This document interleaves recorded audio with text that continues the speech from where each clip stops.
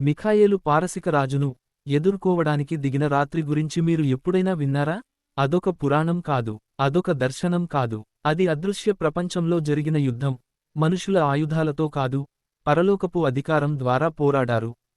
ప్రవక్త దానియేలు ప్రార్థించాడు. అతను దేవుని నుండి ఒక సందేశం కోసం ఎదురుచూశాడు, కాని 21 రోజులు సమాధానం రాలేదు.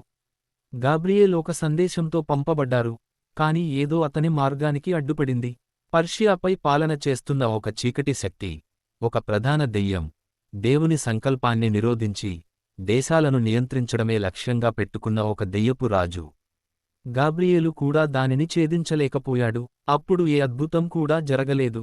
గాబ్రియేలు మధ్యలో నిలిచిపోయాడు. అప్పుడు దేవుడు ప్రధాన దేవదూత, ఇశ్రాయేలు సంరక్షకుడు, పరలోకపు యోధుడు అయిన మిఖాయేలును పంపాడు.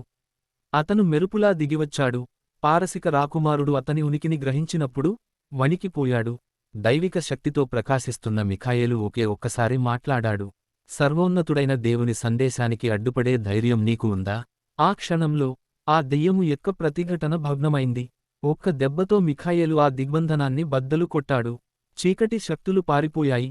ఇప్పుడు విముక్తుడైన గాబ్రియేల్ ఆ సందేశాన్ని దానియేలుకు అందించాడు. భూమిపై మనం చూసేది సగం కథ మాత్రమే, ఎందుకంటే దేవుని సంకల్పాన్ని అడ్డుకున్నప్పుడు ఆయన తన బలవంతులను పంపుతాడు. దేవుని ప్రజల కోసం పరలోకం ఇంకా పోరాడుతుందని మీరు విశ్వసిస్తే ఆమేన్ అని టైప్ చేసి యేసుక్రీస్తుకు కృతజ్ఞతలు చెప్పండి.